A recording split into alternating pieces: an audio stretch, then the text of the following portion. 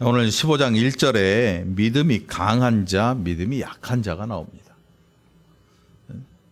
그래서 바울이 지금 로마에 있는 성도들에게 이 서신을 기록하면서 하고 싶었던 이야기가 바로 14장에 기록되고 있어요. 먹는 것과 또 어떤 절기에 대한 것과 먹고 마시는 일에 대한 그 일로 사람들이 어떤 사람은 우쭐하고 어떤 사람은 또 힘이 빠져 있고 두려워하고 하는 이 모든 일에 대해서 바울이 14장 17절에서 얘기를 해요. 너희가 어떤 일에 대하여 어떤 날에 대하여 먹고 마시는 것에 대하여 그것으로 너희의 희망을 삼고 소망을 삼으려고 하느냐? 그렇지 않다. 하나님의 나라는 먹는 것과 마시는 것이 아니다. 이렇게 얘기를 합니다. 여러분, 우리 교회 점심 주잖아요. 근데 이 점심은 참 감사한 거지요. 우리 권사님들이 수고해서, 집사님들하고 수고해서 여러분들이 입에 들어가거든요. 맛있게 먹고 감사하게 먹을 줄 알아야죠. 그런데 교회 생활은 신앙생활 하는 것, 또 우리가 하는 모든 것들이 하나님의 나라와 연결된 것들이에요. 그래서 우리가 먹고 마시는 그 일로 우리의 심령이 상해서는 안 된다. 바울이 그 이야기를 하고 있는 거지요. 하나님의 나라는 먹는 것과 마시는 것이 아니다. 그러면 어디에 있느냐? 오직 성령과 성령 안에 있는 의와 평강과 희락이다. 도대체 의와 평강과 희락은 어디에 존재하느냐? 먹는 것에 있지 않고 또 마시는 것에 있지 않다. 그것은 우리의 심령에 존재하는 것이다. 불교에 가면 마음에 대한 이야기를 엄청 해요. 그래서 마음을 깨끗하게 하고 비워야 되고 뭘 해야 되고 해서 결국 그 사람들이 추구하는 건 해탈이죠, 해탈. 이 세상의 모든 것에서 벗어나야 된다. 그래서 부처가 될 수 있다. 절은 부처를 믿는 종교가 아니고 부처가 되려고 시도하는 종교예요, 여러분. 불상을 놓고 거기에 절하고 빌고 하는 게 사실은 이게 오면서 와전이 된 거죠. 불교는 한 사람 한 사람이 부처가 되려고 노력하는 종교예요. 그러나 기독교는 그렇지 않지요. 우리가 믿는 예수교, 하나님을 믿는 이 기독교는 우리가 하나님이 되려 하는 거 아니고 예수가 되려는 것도 아니고 어떤 절대자가 되기 위해서 마음을 수련하는 그런 종교가 아니에요. 그래서 가장 강하게 우리의 마음에 대한 것을 이야기하고 있는 게 바로 이 기독교라고 할 수 있습니다. 여러분, 우리가 알다시피 의와 평강과 희락 이런 것들은 외부에서 찾아봐서 필요하면 가지고 올 수 있는, 손에 잡히는 게 아니에요. 눈으로 봐도 알 수가 없고 찾아도 눈에 안 보이고 손으로 잡히지도 않는 거예요. 그래 결국 그 자리를 어디서 찾아볼 수 있느냐 하면 우리의 인격이라고 하는 곳에서 찾아볼 수가 있는 거죠. 그래서 인격이라고 하는 거 안에는 우리 인간이 가지고 있는 모든 요소들이 다 들어가 있어요. 마음이라고 하는 곳에. 그걸 인격이라고 하죠.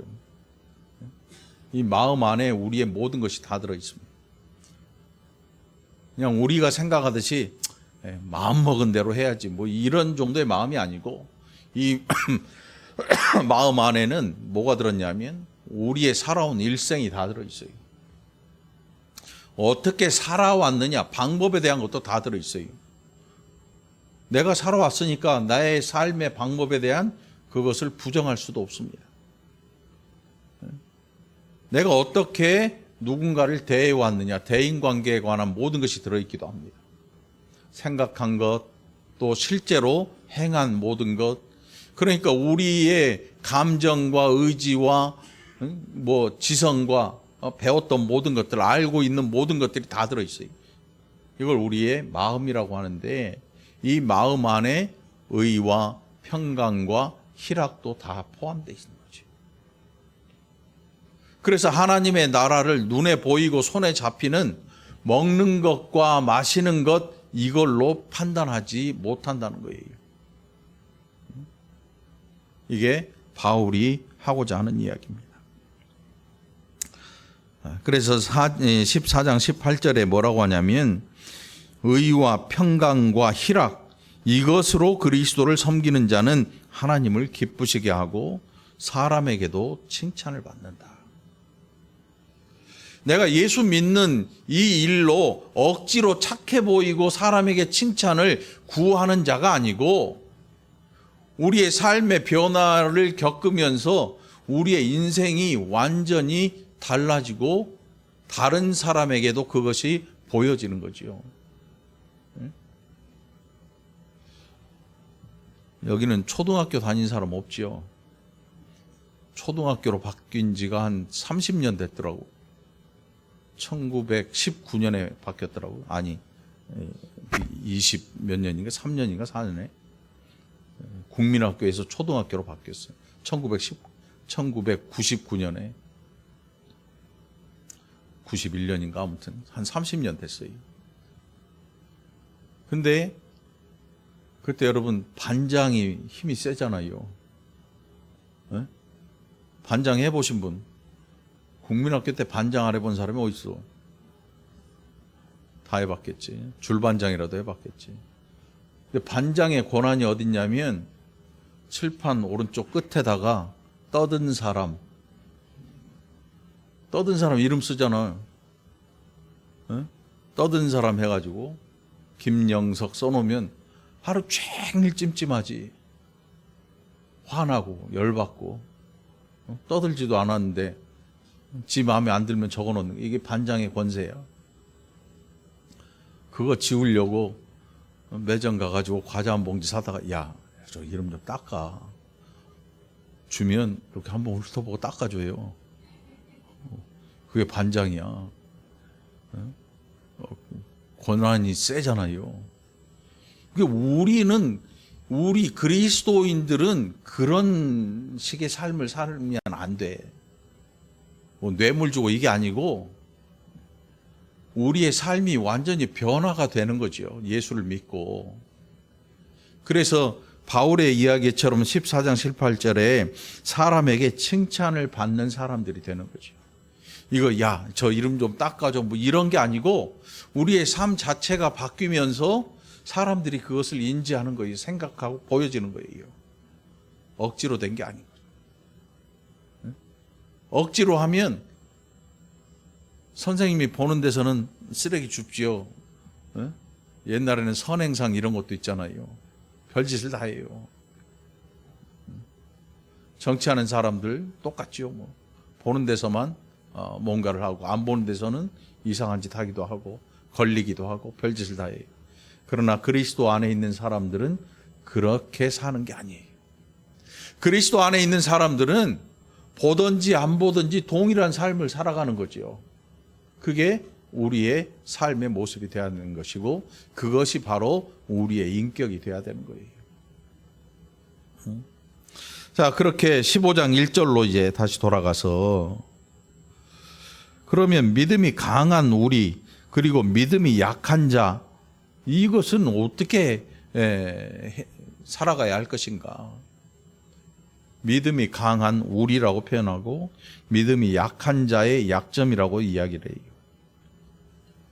그러니까 결국 먹는 것, 마시는 것 때문에 두려워하는 그런 믿음이 약한 사람도 있다. 그렇지 않고 강하게 사는 사람도 있다.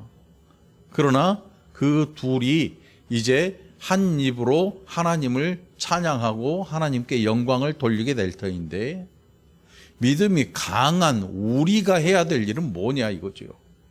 믿음이 강한 우리. 하나님에 대해 알고 신앙에 대해 알고 있는 믿음이 강한 자가 해야 될 일이 무엇이냐 하는 거예요. 그게 바울이 지금 이야기하고자 하는 거지요. 그러면서 뭐라고 하냐면 마땅히 믿음이 약한 자의 약점을 담당하고, 담당한다는 것은 그냥 대충 가려주는 게 아니고 이것을 내 것처럼 갖다 짊어져 버리는 거예요. 누군가 무거운 짐을 지고 가는데 그 무거운 짐이 힘들어 보여서 내가 대신 갖다가 지는 거예요. 이게 담당하는 거죠. 그리스도께서 우리의 죄를 담당하셨다는 것은 나를 좀 불쌍히 여겨가지고 야 요거는 용서해주고 요거 빼줄 게 아니고 아예 죄의 짐을 통째로 그리스도께서 지셨다는 거예요. 이게 담당하는, 우리의 죄를 담당하셨다는 거죠. 그러니 믿음이 강한 자들이 믿음이 약한 자의 약점을 담당한다는 거예요. 마치 내가 그런 것처럼 그 짐, 그 약점을 가져와서 내가 지고 가는 거예요. 세상 사람들은 남의 약점을 잡으면 얼마나 통쾌해하는지 몰라요. 더더군다나 경쟁자나 자기가 싫어하는 사람이나 뭐 이런 사람들의 약점을 잡으면 신이 나서 난리가 납니다. 막 신문에 알리고 방송에 알리고 막 이걸 빵빵 터뜨리고, 한쪽 입장에서는 그것 때문에 죽을 일이 생기고 한쪽에서는 이 사람을 죽임으로 자기들이 살아나는 이런 극대의 효과도 보기 마련이죠. 이런 효과가 나타나기도 합니다. 그런데 바울의 말은 완전히 정반대입니다. 너희가 믿음이 약한 자의 약점을 담당해라. 가져와서 마치 네 것처럼 걸머져라. 이렇게 얘기를 해요. 이게 사실 그리스도인으로 산다는 게 쉬운 일이 아니에요. 예수 믿는 일을 너무 쉽게 생각해 버리니까 교회만 다니면 오케이인 줄 아는데 천만의 말씀이에요. 우리에게는 예수를 믿고 난 이후의 삶에 대한 책임이 우리 자신에게 있어요. 그냥 교회만 다닌다고 끝나는 게 아니에요. 이 나라의 기독교가 왜 이렇게 힘드냐, 왜 이렇게 사회적으로 지탄의 대상이 됐냐, 삶에 대한, 사회에 대한 모든 책임을 내려놔 버렸기 때문에, 그리고 예수를 믿는다는 그 한 가지만 보고 교회를 잘 다닌다, 믿음 생활 잘한다라고 평가해 버렸기 때문에. 그런데 하나님은 그렇게 하지 아니하실 거예요. 우리는 알지 못하지만 하나님은 알고 계시지요. 너희가 약한 자의, 믿음이 약한 자의 약점을 진짜 담당했느냐.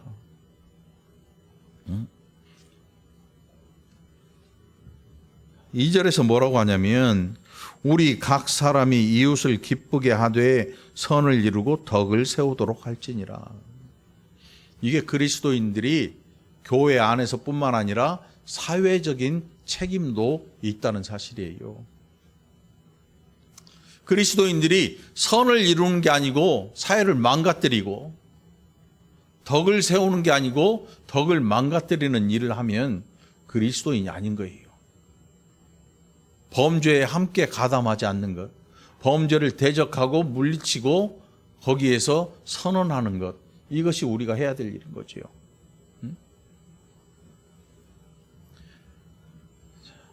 왜 우리에게 이런 일을 바울이 이야기하느냐? 그리스도께서 그렇게 사셨기 때문에 그래요. 예수님께서 그런 삶을 통해서 우리를 구원하신 이 일을 바울은 알고, 그래서 우리가 이렇게 살아야 되는 이유는 그리스도께서 우리를 구원하신 일이 바로 이런 일이었기 때문이다 라고 이야기를 하는 거죠.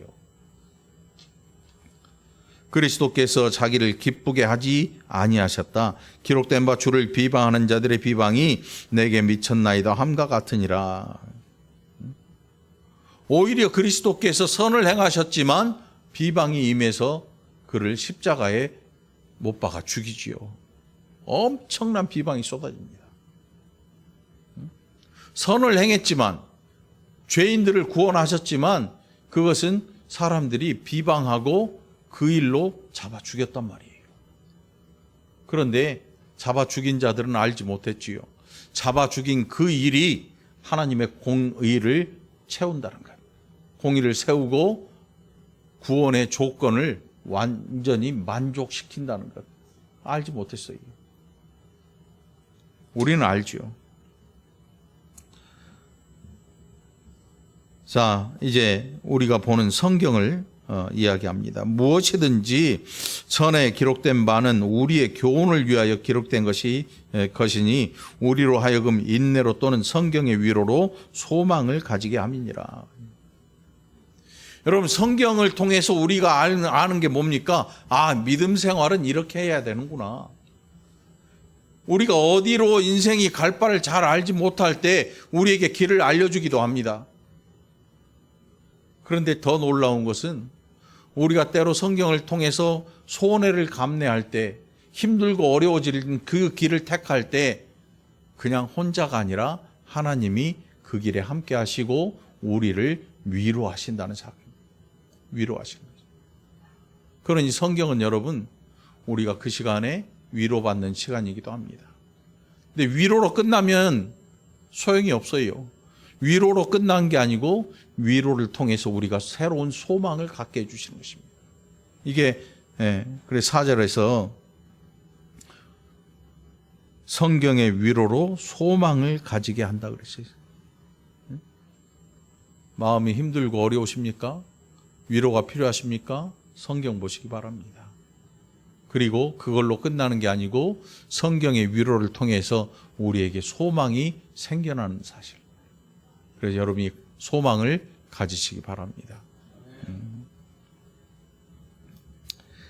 이제 인내와 위로의 하나님이 너희로 그리스도 예수를 본받아 서로 뜻이 같게 하여 주사.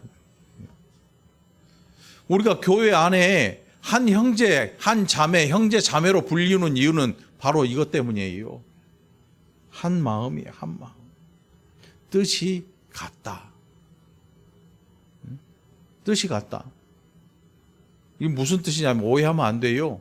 정치적 성향이 같냐 틀리냐 이거 아니에요. 정치적으로 어떤 성향을 갖느냐 이게 중요한 게 아니에요. 그러니까 교회 안에서는 정치적인 이런 이야기는 안 하는 게 정상이에요. 절대 하지 말아야 될 한 가지죠. 왜냐하면 이걸로 사람들이 힘들어하거든요. 그러니까 그런 얘기는 덮어두고 우리가 한 뜻을 가졌는데 그 뜻은 정치 성향이 아니라 예수 그리스도냐 아니냐예요. 여러분 예수님 믿으십니까? 잘 믿으십시오. 그것이 우리로 뜻이 같게 하는 거예요. 예수라고 하는 예수를 믿는다는 이 사건이 우리로 한 뜻을 같은 뜻을 가지게 하는 거예요. 한 신앙 안에. 여러분 예수 믿으시기 바랍니다. 정치하려고 교회에 오지 마시기 바랍니다. 교회는 정치하는 자리가 아니거든요. 교회는 또 어떤 인간관계를 통해서 유익을 얻을 목적을 가지면 안 되는 거예요. 그런 목적을 가지는 즉시 아주 무서운 그런 자리에 놓이게 될 거예요. 우리 교회는 없지만 큰 교회들은 그런 분들이 종종 있어요. 장사하려고 오는 사람도 있고 뭐 하려고 오는 사람도 있고 적어도 우리는 그런 일에 함께 하지 말아야 되는 거죠. 한 뜻으로 예수를 믿으시기 바랍니다. 자, 6절에서 뭐라고 하냐면 이렇게 그리스도 예수를 본받아 서로 뜻이 같게 하여 주심으로 말미암아 우리에게 나타나는 일들이 있습니다. 한 마음과 한 입으로 하나님 곧 우리 주 예수 그리스도의 아버지께 영광을 돌리게 한다. 신앙생활하는 모든 사람들은 하나님 아버지께 영광을 돌려야 하는 것이 마땅한 일인 거예요. 그 사람의 제일 되는 목적이 뭐냐면 하나님께 영광을 돌리는 거예요. 하나님을 영화롭게 하고 하나님께 영광을 돌리는 거예요. 그런데 때로 우리는 하나님의 영광을 나에게 돌릴 마음을 가질 때가 있습니다. 목회자도 그래요. 이게 신앙생활을 오래 하고 교회에서 더 많이 존경을 받는 사람들이 이런 위험에 훨씬 빠지기 쉽다는 거죠. 그러니 스스로를 돌아보지 아니하면 어느샌가 하나님의 것을 내 것처럼 여기고 살아가게 돼요. 그렇게 살고 있으면서도 알지를 못해요. 아무도 얘기 안 해주거든요. 성경이 우리에게 이야기를 해줘요. 그러니 스스로 돌아보시기 바랍니다. 자, 7절에서 이제 그리스도께서 우리를 받아 하나님께 영광을 돌리심과 같이 너희도 서로 받으라. 이게 무슨 얘기냐면 믿음이 강한 너희가 믿음이 약한 자들을 다 받아들여라. 그들의 짐을 다 져라. 그들이 약한 것은 지금 믿음이 약해서이지 사람이 못나서가 아니다. 우리는 가끔 사람들을 그렇게 취급을 해요. 우리 마음대로. 너 나와 다른 것은 네가 못나서야. 이렇게 취급을 해버려요. 그런데 믿음이 약한 것은 그렇지 않아요. 믿음이 약한 것은 아직 올바른 믿음 위에 잘 서지 못했기 때문에, 아직 자라나지 못했기 때문에, 어린아이와 같은 믿음을 가졌기 때문에 그런 거거든요.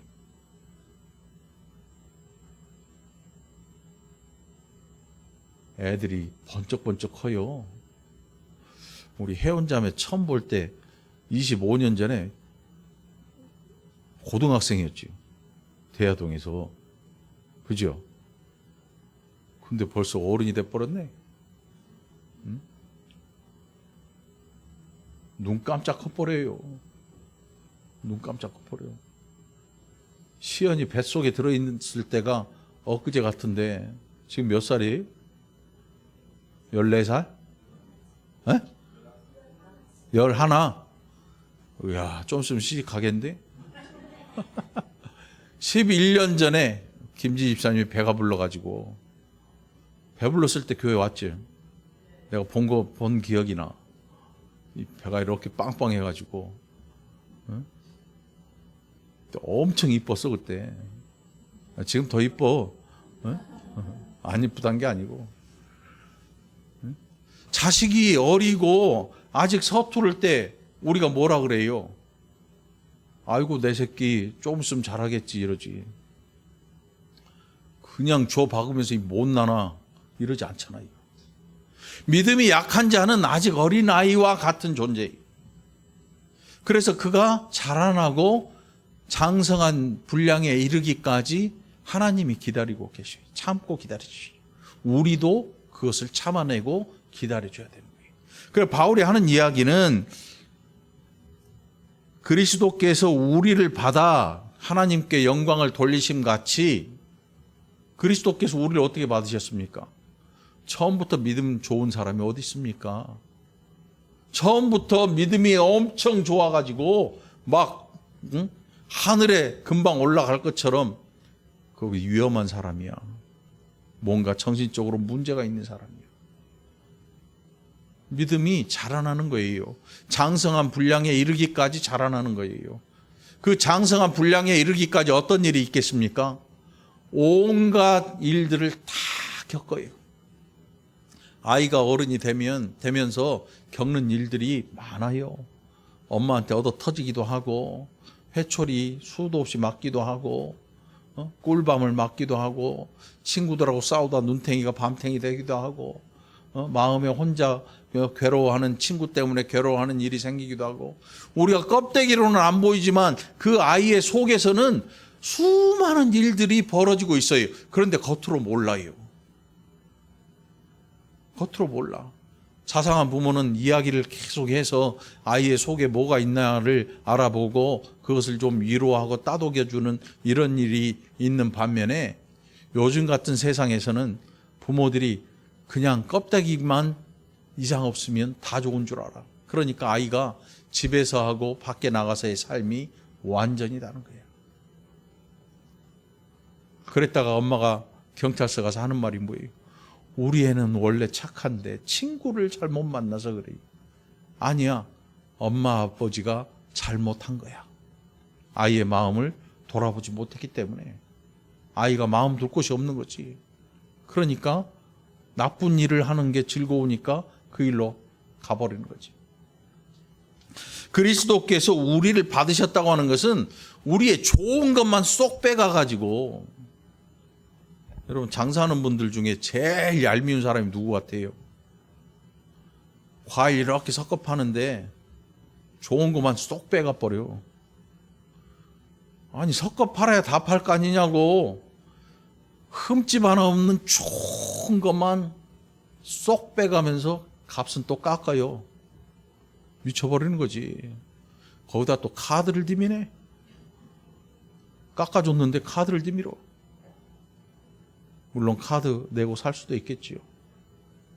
그런데 큰 기업도 아니고 조그만 장사인데 세금 낼 만한 돈 훅 깎아줬는데 카드를 디미러. 그럼 세금 또 내야 돼. 물론 세금을 빼먹으라는 얘기는 아니고, 제일 얄미운 사람이 좋은 거 골라가는 사람이지. 물론 좋은 거, 상한 거, 많이 상한 거 이런 것들은 골라 빼야 되겠지만 이만큼의 흠조차도 싫어하는, 그래가지고 깨끗하고 좋은 것 싹 뽑아가고 남들보다 더 싸게 갖고 가는 사람, 장사하는 분들이 제일 싫어하지요. 말은 안 해도 엄청 싫어합니다. 예수님께서 우리를 받으실 때 그렇게 받지 않으셨어요. 믿음이 약한 자의 약점, 우리가 가지고 있는 모든 약점과 죄에 대한 것을 다 받으셨어요. 자신의 것처럼 받으셨어요. 가져가 버리셨어요. 그렇게 받으셔서 하나님께 영광을 돌리신 거예요. 우리는 사람의 좋은 점들, 단점들 자꾸 찾으려고 노력을 합니다. 그러나 예수님께서 우리를 향해서 그런 마음을 가진 적이 없어요. 우리가 나쁜 자냐 좋은 자냐 이것도 따지지 아니하셔요. 그래서 우리를 다 받으셔요. 그래서 우리를 구원하심으로 하나님 아버지께 영광을 돌리셨다는 거예요. 그러니까 너희도 이제 서로 받으라는 거예요. 다시 말해서 교회 안에는 믿음이 약하기 때문에 힘들고 어렵게 다른 사람들에게 질책받고 질시받는 이런 사람들이 존재해서는 안 되고, 믿음이 있기 때문에 다른 사람들보다 훨씬 더 큰 목소리를 가져서도 안 된다는 거예요. 누구라도 그리스도 앞에 나와서 하나님의 은혜를 받고 살 수 있도록 너희가 한 마음과 한 입으로 하나님께 영광을 돌릴 뿐만 아니라 한 마음으로 같은 뜻으로 예수 안에 머무르고 연약한 자들을 지켜 보호해 줘라. 그런 자들이 자라남을 기다려 줘라는 거예요. 아이가 부모의 손에서 건강한 아이로 자라나는 것처럼 그렇게 기다려 주라는 거예요. 부모의 마음이 되는 거죠. 여러분들 이 마음으로 신앙생활 하기를 바랍니다. 갈수록 신앙생활 하는 것도 힘들어질 뿐만 아니라 교회도 이제 많이 힘들어질 거예요. 왜냐하면 교회마다 젊은이가 점점 줄어들어요. 아이를 구경한다고 하는 것 정말 구경거리야. 우리만 그런 게 아니고 다른 데도, 다른 교회들도 그렇게 또 돼가고 있어요. 그런데 핑계거리는 아니고, 야, 우리가 그러니까 다른 데도 그런다고 생각하는 거 아니냐? 그럴 수도 있겠지요. 그런데 교회가 앞으로 점점 힘들어질 거예요. 점점 힘들어져. 그래서 우리가 더 큰 사랑을 가지고 행해야 되는 거죠. 연약한 자를 업수히 여기지 말고 믿음이 연약한 자가 자라나기를 기다릴 줄 아는 인내가 우리에게 필요한 거예요. 인내하시기 바랍니다. 오늘 본문에 그래서 인내가 나와요. 인내. 4절과 5절에 우리로 하여금 인내로 또는 성경의 위로로 소망을 가지게 한다. 뭐가? 성경이.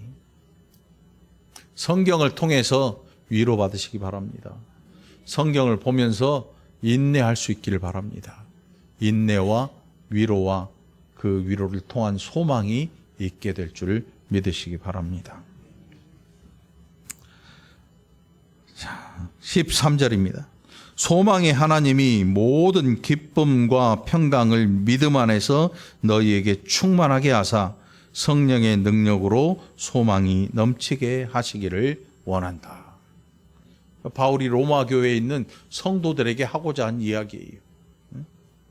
오늘 우리에게도 이 말씀이 임하게 되기를 바랍니다. 소망의 하나님. 그러니까 하나님의 속성에 또 우리에게 주시는 사랑의 하나님, 구원의 하나님, 치료의 하나님, 은혜의 하나님, 여러 가지 이름으로 불리우셔요. 그 중에 소망의 하나님이요. 왜 소망의 하나님일까요? 구원의 소망을 우리에게 주시고 우리로 위로하시면서 위로를 통해서 우리에게 새로운 소망을 가지게 하시는 하나님.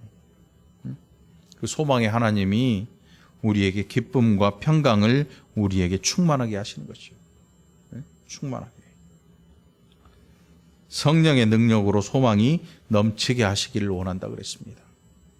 오늘 우리가 살아가는 날들 동안 성령께서 하루도 빠짐없이 잠시도 쉼 없이 우리의 심령에서 함께하고 계셔요. 여러분, 성령께서 우리와 함께 하십니다. 임마누엘 하나님이시죠. 그래서 우리가 어려워도 힘들어도 견뎌낼 수 있는 이유가 여기 있는 것입니다. 우리가 고집스럽거나 우리가 막 지독하게 이를 악물고 살아가는 그런 존재들이 아니에요. 그렇게 견디는 게 아니고 하나님이 견디게 해주시는 거예요. 성령을 통해서 우리로 견디게 하시는 거지요. 이 은혜를 누리고 살게 되기를 간절히 축원합니다. 기도합시다. 하나님 아버지, 감사합니다. 우리가 살아가는 것이 얼마나 감사한 일인지, 우리를 위해 하나님은 얼마나 바삐 움직이시는지, 우리를 얼마나 또 잘 알고 위로하시고 새로운 소망을 갖게 하시는지, 때로는 불평이 있고 불만이 있고 때로는 다른 곳을 바라보기도 했습니다. 그러나 하나님, 우리에게서 눈을 떼신 적이 없고 우리를 끝까지 이끄셔서 하나님 나라에 이르게 하심을 감사합니다. 위로를 통해서 새 소망 갖게 하시고 그 소망 가지고 믿음 생활 잘할 수 있도록 함께하여 주시고 믿음이 연약한 자들을 돌보고 기다리며 또 위로할 줄 아는 하나님의 사랑의 모습을 가진 백성들이 다 되게 하여 주옵소서. 감사드리옵고 예수님 이름으로 간절히 기도합나이다. 아멘.